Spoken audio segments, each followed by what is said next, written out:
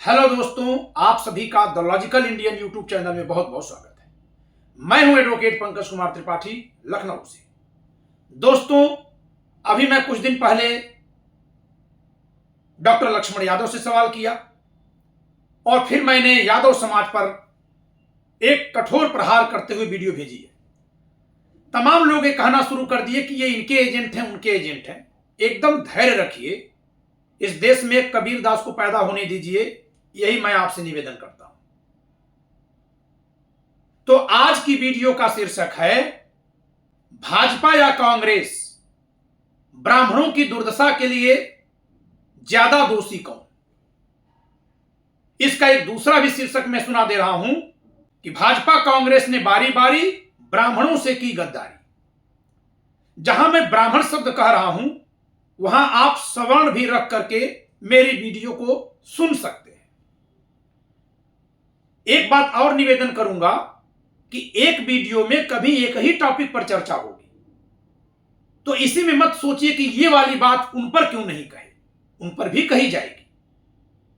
क्योंकि मेरा पूरा प्रयास जनता को नेताओं से सवाल करना सिखाना है, जिससे कि जनता प्रजा बनकर इन नेताओं को राजा समझकर समर्थन न दे, बल्कि ये जो राजा बनकर बैठे हैं ये जन नेता बनकर के हमारी दुर्दशा, हमारे सवाल, हमारी चिंता, हमारी भूख, हमारी जरूरतों पर बात करने के लिए विवश हूं। और इसीलिए मैं बारी बारी सब पर सवाल करूंगा। आप मेरा साथ देंगे, मेरे पर विश्वास करेंगे, संयत भाषा में मेरी आलोचना करने का आपको हक है, जरूर करिएगा। तो चलिए आगे बढ़ते हैं। दोस्तों, ब्राह्मण समाज मुख्यतया कांग्रेस और फिर भाजपा को वोट दे रहा है।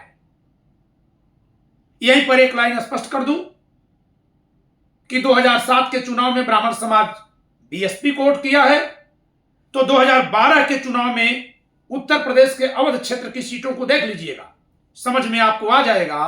ब्राह्मण समाज ने बड़े पैमाने पर अखिलेश यादव जी के पक्ष में, यानी मुलायम सिंह यादव जी के पक्ष में, समाजवादी पार्टी के पक्ष में वोट किया था और बारी बारी इन दोनों पार्टियों की सरकारें पूर्ण बहुमत से बनी है। वीडियो में आगे चलने से पहले यह बता दूं, जो गैर ब्राह्मण समाज के लोग हैं, कि ब्राह्मण इसलिए भी आगे दिखता है, किसी भी क्षेत्र में अगर कोई आगे दिख रहा है तो उससे जलन करने की बजाय उससे सीखा जाए। तो मैं आपको इतना ही इशारा करूंगा कि ब्राह्मण जहां ठीक समझता है वहां हो लेता है, किसी का पिछलग्गू बनकर नहीं रहता। लेकिन अब आते हैं वीडियो के मूल विषय पर। ब्राह्मण हिंदुत्व के नाम पर भाजपा का पिछलग्गू जब से बन गया है, तब से उसकी दुर्दशा और दिन प्रतिदिन दयनीय होती गई है। बीजेपी के साथ जुड़ने के बाद क्या क्या दुर्दशा हुई है, इसको बिंदुवार पहले बताते हैं, फिर सवाल करेंगे। सबसे पहली बात कि भाजपा का उदय ही कांग्रेस के खिलाफ हुआ और कांग्रेस से ब्राह्मणों को अपने पक्ष में लाने के लिए भाजपा ने कांग्रेस पर दो तरह के आरोप लगाए। एक आरोप लगाया कि कांग्रेस मुसलमानों की पार्टी है, केवल मुसलमानों के लिए करती है। और जब इससे काम नहीं चला तो हद कर दिया कि पंडित जवाहरलाल नेहरू को मुसलमान घोषित कर दिया, बताना शुरू कर दिया। और आज की नई पीढ़ी तो बिल्कुल कंफ्यूज है, वो यही मान रही है कि पंडित जवाहरलाल नेहरू मुसलमान थे। तो भाजपा के इस दुष्प्रचार से भाजपा को तो लाभ मिल गया कि भाजपा को ब्राह्मणों का समर्थन और वोट मिल गया, या यूं कह दें कि ब्राह्मण जो है वोट बैंक के तौर पर बीजेपी के साथ जुड़ गया, भाजपा के साथ जुड़ गया और भाजपा की सरकारें बनने लगी और राजनीतिक रूप से धनी हो गए। लेकिन ब्राह्मणों का एक बहुत बड़ा नुकसान हुआ। जब कभी हम आजादी के समय पर या आजादी के बाद के ब्राह्मणों के योगदान पर चर्चा करेंगे, तो आजादी के पहले अगर नेहरू जी को निकाल दें तब भी बहुत से ब्राह्मण हैं जिनका नाम हम गिना सकते हैं। फिर से मैं बोल रहा हूं, आजादी के पहले ब्राह्मणों के योगदान पर चर्चा करेंगे तो पंडित जवाहरलाल नेहरू, पंडित मोतीलाल नेहरू को निकाल भी दें तो भी बहुत से ब्राह्मण नायक मिल जाएंगे जिनके जरिए ब्राह्मण जो है अपना योगदान बता सकेगा कि हमारे पूर्वजों में फला थे जो योगदान किए। वैसे मैं फिर से अपनी ओर से एक बात कह दूं कि ये जितने भी जातियों के महापुरुष हैं, पूर्वज हैं, वो हम सबके पूर्वज हैं, हम सबके महापुरुष हैं। मेरे रोंगटे खड़े हो रहे हैं जब मुझे मजबूरी में कहना पड़ रहा है कि मोतीलाल नेहरू और पंडित जवाहरलाल नेहरू ब्राह्मणों के पूर्वज हैं। नहीं, सबके पूर्वज हैं। बाबा साहब भीमराव अंबेडकर सबके पूर्वज हैं, यह मानना पड़ेगा इस देश को। तो दोस्तों पूरी वीडियो सुनिएगा, आगे चलते हैं। लेकिन जब जात की राजनीति होगी तो यह सवाल उठेगा कि ब्राह्मणों ने यह नुकसान किया, ब्राह्मणों ने यह दुर्दशा की, तो ब्राह्मण समाज को अपना योगदान बताने के लिए अपनी जात के नायकों को खोजना पड़ेगा, मजबूरी बन जाएगी, जैसे हर समाज कर रहा है आजकल। यह गलत है, लेकिन आज की मजबूरी है।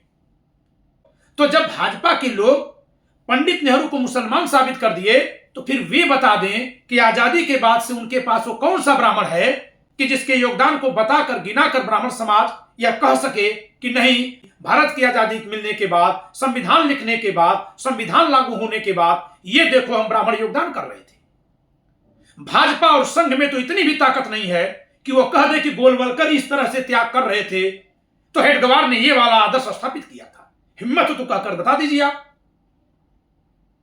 तो जब आप में यह कुवत नहीं है तो अपनी राजनीति केवल राजनीति तक सीमित रखिए।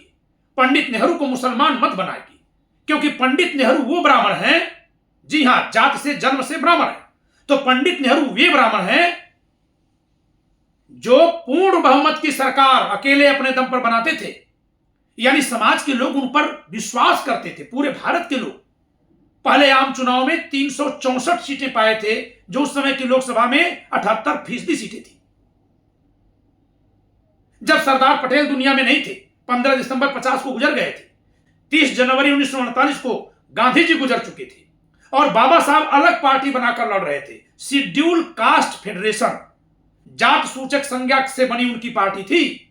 अपनी सीट पर चौथे नंबर पर थे बाबा साहब, लेकिन फिर भी बाबा साहब के सपनों को पूरा करने के लिए पंडित नेहरू अपनी सरकार को लगाए थे। और उसमें क्या हुआ कि सबसे पहले आता है छुआछूत निवारण अधिनियम। यह छुआछूत कौन करता था, किसको जिम्मेदार माना जाता है? ब्राह्मण धर्म को, ब्राह्मण समाज को। तो फिर इसके खिलाफ कानून पारित कौन करवाया? पंडित जवाहरलाल नेहरू की सरकार। अगर पंडित जवाहरलाल नेहरू मुसलमान हो गया तो फिर तो किसी ब्राह्मण ने किया ही नहीं। कांग्रेस के नेतृत्व में जो संविधान बन रहा था, संविधान सभा के जरिए, उसमें सबसे बड़ा योगदान अगर किसी का है तो पंडित जवाहरलाल नेहरू का है। आप देखिएगा, सर्वाधिक कमेटियों के अध्यक्ष हैं सरदार वल्लभ भाई पटेल जी भी हैं। मतलब ऊपर के जो 5, 6, 7 बड़े नाम सुने जाते हैं वही लोग हैं। जब आप पंडित जवाहरलाल नेहरू को मुसलमान कह देंगे तो फिर दूसरा ब्राह्मण बता दीजिए जिसका योगदान आप संविधान सभा में बताएंगे। योगदान है, बहुत से ब्राह्मण उसमें थे, लेकिन जिसका रेखांकित करने लायक योगदान हो। तो भाजपा ने जो सबसे बड़ी गद्दारी की, जो पीठ में छुरा घोंप दिया ब्राह्मणों के, वो ये कि अपने राजनीतिक लाभ के लिए जो उन्होंने पंडित जवाहरलाल नेहरू को मुसलमान घोषित करने का दुष्प्रचार कर दिया, उससे ब्राह्मणों के पास सर्व समाज के लिए त्याग करने वाला कोई नाम ही नहीं बचा जिसको बता करके वो अपने पक्ष में कोई बात कर सके। और किसी भी समाज के लिए यह सबसे खतरनाक होता है कि उस समाज को उसके महापुरुष से वंचित कर दिया जाए, उसके महापुरुष को किसी अन्य समाज का घोषित कर दिया जाए या उसके महापुरुष को लांछित कर दिया जाए। भाजपा आरएसएस ने सबसे पहला काम किया कि ब्राह्मण समाज से आने वाले महापुरुष पंडित जवाहरलाल नेहरू को लांछित करके उनको मुसलमान घोषित कर दिया। फिर इसके बाद उनके चरित्र पर तरह तरह के कीचड़ उछाले और इस तरह से ब्राह्मणों को पंडित जवाहरलाल नेहरू से इतना दूर कर दिया कि आज भारत की आजादी मिलने के बाद में अगर भारत में ब्राह्मणों के योगदान की बात की जाए तो आमतौर पर ब्राह्मणों के पास न ये साहस है, न ज्ञान है, न बुद्धि है, न समझ है कि वो ये कह सकें कि पंडित जवाहरलाल नेहरू एक ब्राह्मण होकर के यह सब कर रहे थे। कि पंडित जवाहरलाल नेहरू ने जो देश के लिए किया उनकी जात भी जरा पता कर लो कि वो देश में औद्योगिकीकरण कर रहे थे, जिससे शहरीकरण बढ़ा, और शहरीकरण जब बढ़ेगा तो पुरानी कुरीतियां अपने आप टूट जाएंगी। लोग घर गांव से निकलकर जब शहर में आते हैं तो तमाम परंपराएं, कुरीतियां छोड़ना उनके लिए आसान होता है। लेकिन हम ये नहीं गिना सकते। क्यों? क्योंकि पंडित जवाहरलाल नेहरू तो मुसलमान थे। अब यहीं पर आने वाले कुछ दिनों में अगर कोई मुसलमान ये खड़ा होकर कह दिया कि ठीक है पंडित जवाहरलाल नेहरू मुसलमान थे, तो भाई 1990 से भाजपा वालों तुम्हारी सत्ता है उत्तर प्रदेश, बिहार, मध्य प्रदेश में, तुम्हारी हिम्मत नहीं पड़ी किसी ब्राह्मण को मुख्यमंत्री का दावेदार घोषित कर दो, दावेदार घोषित करके पद पर बैठा दो। राजस्थान में जो बैठा दिए हो ना, वो बिना दावेदार घोषित किए चुपके से बैठा दिए। दावेदार घोषित करके आज तक मुख्यमंत्री बनाने की हिम्मत नहीं पड़ी भाजपा की। और उत्तर प्रदेश का और बिहार का जो आखिरी ब्राह्मण मुख्यमंत्री था वो उसी तथाकथित मुसलमान पंडित जवाहरलाल नेहरू की पार्टी से था। उत्तर प्रदेश में नारायण दत्त तिवारी और बिहार में मैं नाम भूल रहा हूं लालू प्रसाद यादव जी के ठीक पहले वो मिश्रा जी थे। चारा घोटाले का आरोप उन पर भी था। तो ब्राह्मण समाज को अपने इतने बड़े महापुरुष से वंचित करने के जरिए बीजेपी ने पहली गद्दारी कर दी है, पहला धोखा दिया है ब्राह्मणों के साथ। ब्राह्मणों को यह समझना पड़ेगा। लेकिन हे ब्राह्मणों, जल्दी से मत निष्कर्ष निकाल लेना कि मैं कांग्रेस के लिए बोल रहा हूं। अभी कांग्रेस की भी चद्दर खोलूंगा। आइए अब भाजपा की दूसरी गद्दारी। भाजपा ने पहले एससी एसटी को अपने पक्ष में लेने के लिए संविधान में कुछ ऐसे संशोधन कर दिए जो संशोधन तो किए लेकिन लागू करने की हिम्मत खुद भाजपा में नहीं है। एससी एसटी प्रमोशन में रिजर्वेशन और विद सीनियरिटी जरा करके दिखाइए तो मोदी जी, लागू करवाइए सरकारों में अपने। मैं अपने पहले की वीडियो में यही सवाल ओबीसी नेताओं की पार्टियों से किया हूं। ये लोग भी वहां संशोधन करवाने में हुआ किए थे। अरे जो लागू होने लायक नहीं है, जो तार्किक नहीं है, उसको बनाए क्यों? एससी एसटी समाज के लोगों के लिए जो देना है और तरीके से दीजिए। अगर आपको लगता है कि प्रावधान लिख देने पर भी नहीं दे पाएंगे, देने लायक नहीं है, जनता में विद्रोह हो जाएगा, तो बीजेपी ने दूसरी गलती यह की कि ऊल जलूल कानून बनाए। इस ऊल जलूल कानून में इन्होंने कई कानून बनाए। जैसे पहला ये मैंने बताया, दूसरा इसी तर्ज पर इन्होंने ईडब्ल्यूएस का जो 10% का आरक्षण दिया है ना, वो भी कुतार्किक है। सवर्णों को इससे बहुत नाचना नहीं चाहिए, खुश नहीं हो जाना चाहिए। इन्होंने आरक्षण को वैध साबित कर दिया कि सबका अब तो आरक्षण हो गया। तो आरक्षण की तार्किकता पर जो सवाल उठता था, ध्यान देना दोस्तों, आरक्षण किस उद्देश्य से है, कब तक होना चाहिए, किसको कितना मिलना चाहिए, यह केवल उनका ही विषय नहीं है जिनको मिल रहा है, यह पूरे भारत का विषय है। हमेशा इस पर चर्चा होती रहेगी, हमेशा इस पर न्यायपूर्ण चिंतन होता रहेगा। और न्यायपूर्ण चिंतन होगा, बहस होगी, जब आपस में ही टकराएंगे लोग, बातें करेंगे। लेकिन इसको रोकने के लिए ही बीजेपी ने ईडब्ल्यूएस का आरक्षण दिया है, बिना किसी जांच के, बिना किसी अनुसंधान के। और इसमें एक छुरा जो और घूम दिया कि क्योंकि आपने 10% दे दिया, आपके पास कोई आर्थिक आंकड़ा तो था नहीं कि जनरल में कितने गरीब हैं और कितना गरीब हैं। तो ईडब्ल्यूएस से आपने किनको कितना क्या सोच कर दिया, आपने एक लांछन लगा दिया, एक कलंक लगा दिया सवर्णों के ऊपर, जिसका जवाब देना किसी ब्राह्मण या सवर्ण के बस की बात नहीं रह गई है। तो बीजेपी ने हमको दूसरा यहां से लज्जित किया। तीसरा, इनकी उग्र हिंदुत्व की राजनीति ने ब्राह्मणों को शिक्षा से बाहर करके एक तरह से झूठी नफरती विचारधारा में जो भर दिया। वो ब्राह्मण जो कभी समाज में शांति का, चिंतन का, बुद्धि का एक प्रतीक होता था, एक आदर्श होता था, और शेष समाज ब्राह्मण तक पहुंचने की नकल करता था, होड़ करता था, जो बहुत अच्छी बात है, होना चाहिए था। क्योंकि अगर कहीं भी किसी भी क्षेत्र में कोई समाज ऊपर है, आगे है, अच्छाई में, तो उसकी बराबरी करने के लिए उसको नीचे नहीं लाना होगा, शेष समाज को उसके तक पहुंचाना होगा। यही तो अच्छाई है ना दोस्तों। तो अगर कुछ गुण थे ब्राह्मणों में जिसके कारण उनकी इज्जत थी, प्रतिष्ठा थी, आपने जो उग्र हिंदुत्व की राजनीति की, जो व्हाट्सएप ग्रुप पर आपने झूठी झूठी नफरती बातें फैला दी, जो गोदी मीडिया चैनल ने झूठ फैलाया, इसके जरिए ब्राह्मण भी अपने उस चिंतन के स्तर को खो दिया। एक तरफ तो परशुराम संगठन बना रहा है, सरस्वती पूजा भी कर ले रहा है, रोज मूर्ति पूजा भी कर रहा है, लेकिन दारू पीने में अब ब्राह्मणों की संख्या पहले से बढ़ गई है। ये कौन सा संस्कृतिवाद भाजपा का है कि ब्राह्मण परिवार जहां दारू पीना वर्जित था, सामाजिक तौर से, या लोग नहीं पीते थे, जो बड़े अधिकारी रहे होंगे, इंटेलेक्चुअल रहे होंगे, उनकी बात मैं नहीं कर रहा हूं। मैं उनकी बात कर रहा हूं उस स्तर के लोगों की जो दारू पी के कहीं गिर जाते हैं, गाली बकते हैं। ब्राह्मण समाज से इस तरह के बहुत कम लोग कहीं सुनने में आते थे। आज आप गांवों में चले जाइए दोस्तों, ब्राह्मणों और सवर्णों में भी यह दुर्गुण आ गया। होना क्या चाहिए था कि हमारे ओबीसी भाई लोग, हमारे दलित भाई लोग, जिस समाज में यह बुराई व्याप्त थी, उनको इस समाज का आदर्श दिखा करके रोका जाता था। अब क्या रोकेंगे आप? अब तो समाज में कोई आदर्श ही नहीं बचा। लेकिन समाज में जाति है, तो जैसे ही कोई ब्राह्मण किसी दलित बच्चे के साथ, किसी ओबीसी बच्चे के साथ मैं भेदभाव के लिए बात नहीं कर रहा हूं, आगे सुनिएगा तो समझिएगा मैं किस लिए कर रहा हूं। साथ में दारू पिएगा और तीनों गाली दे रहे हैं, कोई आकर के इन दोनों को डांटेगा, ये कहेंगे तो पंडित जी का लड़का भी तो गाली दे रहा था, उसको नहीं बोल रहे हैं। मतलब समाज में ब्राह्मणों की जो स्वीकार्यता थी एक आदर्श के तौर पर, तो बिगड़े हुए आदर्श के रूप में भी लोगों को वो प्रेरित कर दे रहा है। ब्राह्मणों का जो ये चारित्रिक पतन है, ये पूरे भारतवर्ष के समाज का पतन हो जाएगा। भाजपा ने ये किया है। बहराइच के दंगे के बाद जो वीडियो वायरल हुआ, जिसमें वे लड़के कह रहे हैं, ब्राह्मण लड़के, मिश्रा लड़के, कुछ लोग गद्दारी कर दिए, नहीं तो पुलिस ने तो छूट दी थी। क्या ब्राह्मणों का कार्य अब यह हो गया कि वो घरों में जाकर के दंगा करेंगे, आग लगाएंगे? वैसे ये काम किसी भी मनुष्य का नहीं है, ये जान लीजिए। अगर किसी कौम ने, किसी जाति ने, किसी व्यक्ति ने, किसी समूह ने किसी दूसरे के साथ गलत किया तो यह काम सरकार का है कि उस पहले को जिसने गलत किया उसको दंडित करे। यह कार्य जनता का नहीं है। लेकिन समाज जो ब्राह्मणों को आदर्श मानता था, आपने उसको कौन सा आदर्श बना दिया? यह सब गद्दारियां भाजपा ने की है, बिल्कुल की है। और एक और गद्दारी की है जिसको ब्राह्मण समाज को समझना होगा कि भाजपा सत्ता में आने के लिए यादव से अन्य जातियों की, ओबीसी की राजनीति की है और उनमें भी राजनीतिक चेतना भरी है। बहुत अच्छी बात है, यहां तक तो सैल्यूट है आपको कि आप जो बची जातियां थी उनमें भी राजनीतिक चेतना भर रहे हैं।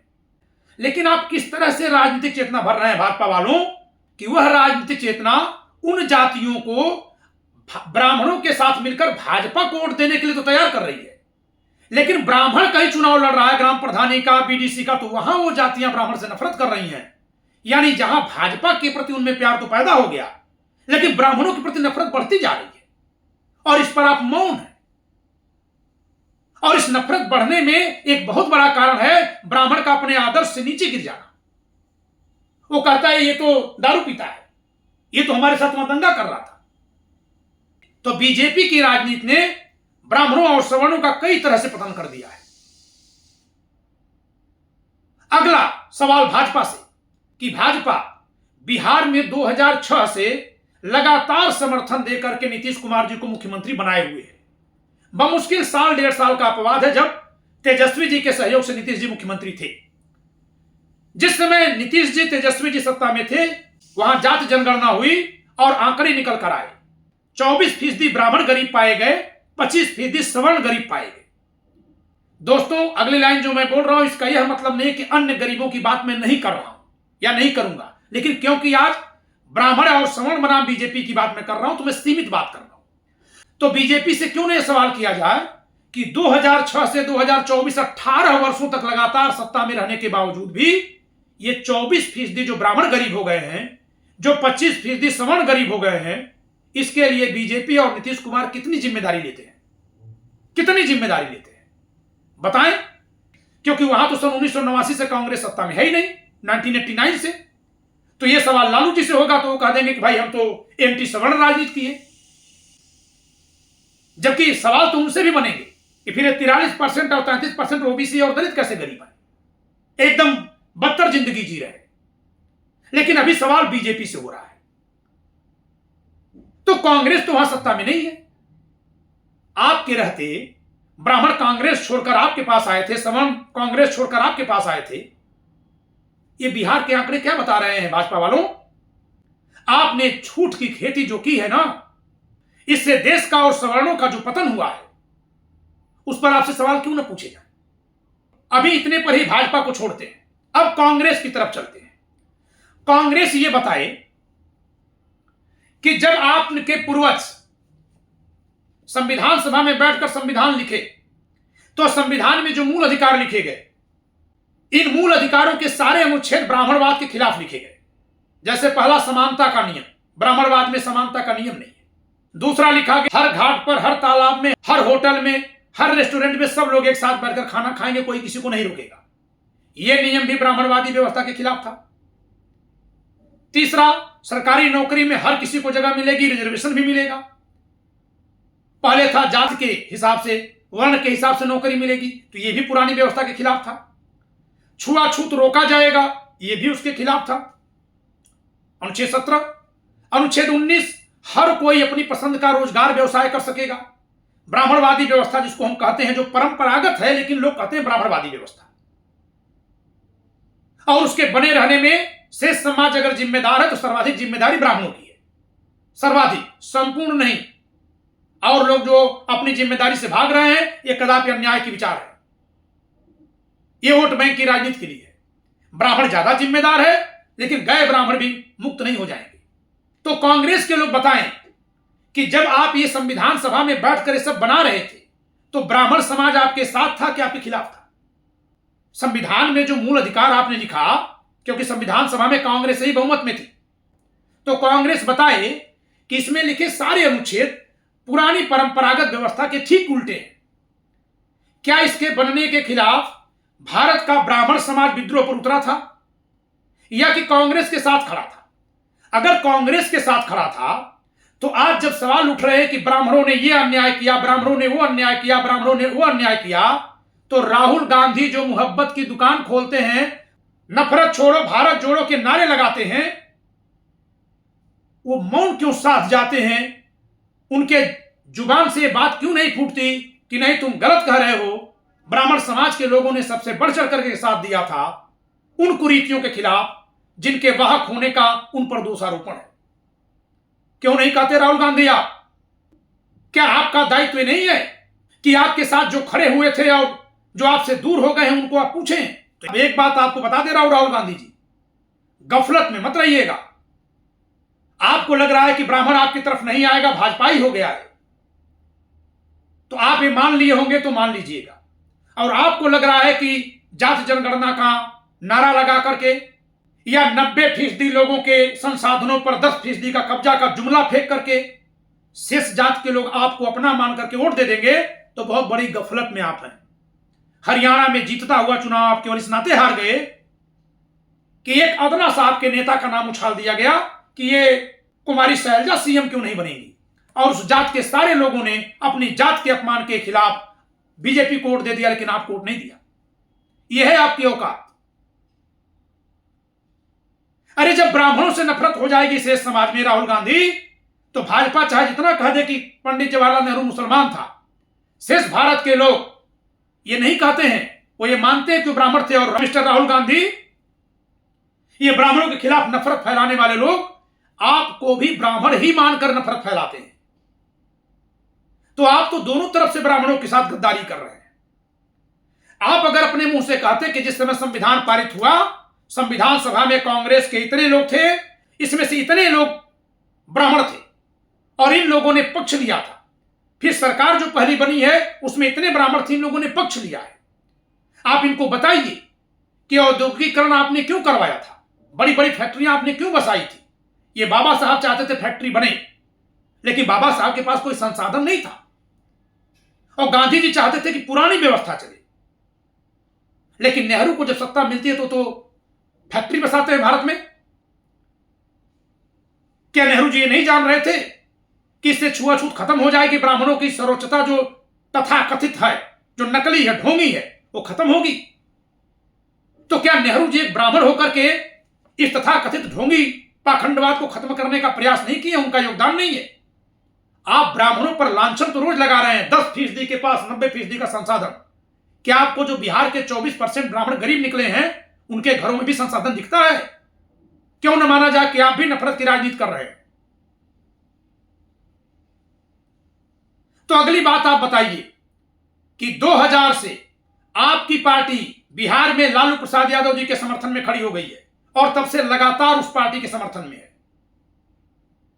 तो क्या लालू प्रसाद यादव जी के जो सवर्ण विरोधी नारे थे उससे आप सहमत थे? लालू प्रसाद यादव जी की मैं और कई कार्यों के लिए तारीफ करूंगा, लेकिन सवर्णों के खिलाफ लामबंदी करने के लिए नफरतकारी नारे देकर वो सत्ता में आए थे। तो क्या तब आपके पूर्वजों को नफरत नहीं दिखाई दी थी? आज नहीं दिखाई देती है? कभी आपने सवाल किया उनसे? आपको हिंदुत्व के नाम पर चल रही राजनीति की नफरत दिखती है, लेकिन ब्राह्मणों और सवर्णों के खिलाफ जो नफरत की राजनीति चल रही वो नहीं दिखती। आप दोनों लोग ब्राह्मणों को चक्की में मत पीसिए। और शेष भारत के लोगों में बता दूं कि ब्राह्मण समाज को जहां तक मैं देख पाता हूं, वैसे तो उसकी स्थिति बहुत गिरती जा रही है, लेकिन फिर भी इतना समझदार है कि वो अपने इच्छा अनुसार जब चाहता है तब जिस पार्टी के साथ होना चाहता है वहां होता है, वो पार्टी का गुलाम नहीं होता। सबसे ज्यादा वोट बैंक उसको बनाया है तो बीजेपी ने।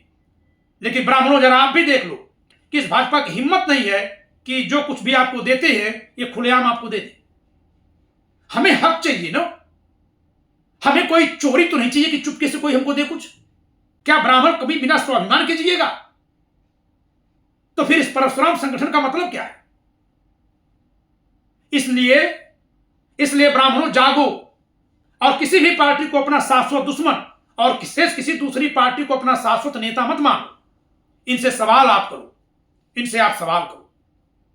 तो भाजपा और कांग्रेस दोनों से एक एक सवाल ब्राह्मणों को करने के लिए मैं छोड़ रहा हूं। बीजेपी से जो सवाल करना है, भाजपा से जो सवाल करना है वो यह है कि अगर पंडित नेहरू मुसलमान था तो फिर तो मुसलमान ही बहुत अच्छे थे। सारे जगह पर सीएम, सारे डीएम, सारे दरोगा, सारे कलेक्टर ब्राह्मण समाज के लोग थे। फिर तो कोई नेहरू जैसा मुसलमान ही क्यों ना हमारा नेता बन जाए। इनसे पूछ लीजिए कि अगर नेहरू मुसलमान था तो भारत के आजाद हो जाने से 1990 तक किसी ब्राह्मण का योगदान बता दीजिए भारत में जो रेखांकित करने योग्य हो। यह सवाल भाजपा से पूछिए मेरे ब्राह्मण भाइयों। दूसरा सवाल जो कांग्रेस से पूछना है कि कांग्रेस कह रहे कि पत्रकारों में ब्राह्मण भरे हैं। भर्ती आप करने गए थे? आप भर्ती करने गए थे पत्रकारिता में? तो सुअर पालन में भी सभी जात के लोग नहीं है, एक ही जात के लोग हैं। बाल काटने में भी एक ही जात के लोग हैं। क्या मजाक कर रहे हैं राहुल गांधी जी आप? क्या जिस समय पत्रकारिता खोली जा रही थी, सरकार के अनुदान से खुल रही थी, कि लोगों को लोग मना किए थे कि भैया तुम मत खोलना?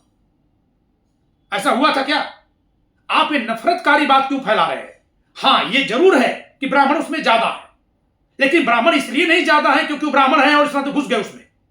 इसलिए है कि उन्होंने ही वहां पर काम किया। आज भी भारत में लकड़ी का काम करने वाले, लकड़ी से काम करने वाले सर्वाधिक बढ़ई जात के लोग मिलेंगे। तो क्या कह दें कि यादव समाज के लोग क्यों नहीं गए? चलिए यादव उनसे संपन्न होंगे, तो चमार समाज को बढ़ई समाज काम नहीं करने दिया, भगा दिया। ऐसा तो नहीं कह सकते ना। ये सच्चाई है कि ऐसा है, लेकिन इसका कारण नफरत को मत बनाइए। इसका कारण जो भी हो उसका अध्ययन करके ऐसी व्यवस्था बनाई जाए कि सब लोग सब जगह पहुंच जाए।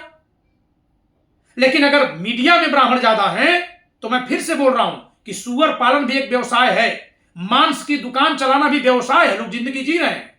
इसी भारत में बहुत से लोग मांस की दुकान चलाकर जो आजीविका कमा रहे हैं, उनसे बहुत निचले स्तर पर जिंदगी जी रहे हैं। उनकी तो मांस की दुकानें भी नहीं है। तो क्या कह दिया जाए कि जो मांस की दुकान खोल करके अपनी आजीविका चला रहे हैं, वे लोग उन नीचे वालों को रोक रहे हैं कि हमारे यहां मांस की दुकान मत खोलो, क्योंकि ब्राह्मण तो न रोकने जाएगा न खोलने जाएगा। मैं ये दृष्टांत इसलिए दे रहा हूं ताकि ये जल्दी समझ में आपको आ जाए। यह भारत हजारों हजार साल तक जात के हिसाब से कर्म पर चला है। तो कोई अगर एक कर्म पर चल रहा है तो वहीं वो जाएगा। उसको खींचकर आप जबरदस्ती कहीं फेंक नहीं पाएंगे, न कहीं से हटा पाएंगे। उसके साथ ही अन्य लोगों को भी रखने की बात कर पाएंगे। तो राहुल गांधी जी, आप नफरत मत फैलाइए। सवर्णों के खिलाफ, ब्राह्मणों के खिलाफ जो नफरत फैल रही है, इस पर भी आपकी जिम्मेदारी उसी तरह की है जैसे हिंदुत्व के नाम पर मुसलमानों के खिलाफ फैल रही नफरत पर आप बोलते हैं। दोस्तों, इस वीडियो में इतना ही। आपने मुझे पूरा सुना, इसके लिए बहुत बहुत धन्यवाद। एक बस विश्वास रखिएगा कि आपका ये दोस्त, आपका भाई, किसी में भी कहीं कोई गलती देखेगा तो बोलेगा। आलोचना करिए, प्रतिक्रिया दीजिए, खूब लिखिए, संयत भाषा में लिखिए और इंतजार करिए कि अगली खरी खरी किस पर। मैं ब्राह्मणों पर भी खरी खरी पर आऊंगा, घबराइए मत, आऊंगा। और संविधान पर सरल भाषा में मेरे द्वारा लिखी गई इस पुस्तक को अगर मंगवाना चाहते हैं तो नीचे दिए गए नंबर पर संपर्क करिए। वीडियो को लाइक करिए, शेयर करिए, चैनल सब्सक्राइब न किया सब्सक्राइब करिए। जय संविधान।